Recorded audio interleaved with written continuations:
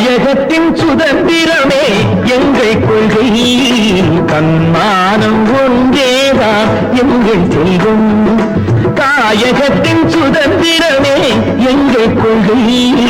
தன்மானம் ஒன்றேதான் எங்கள் செல்வம்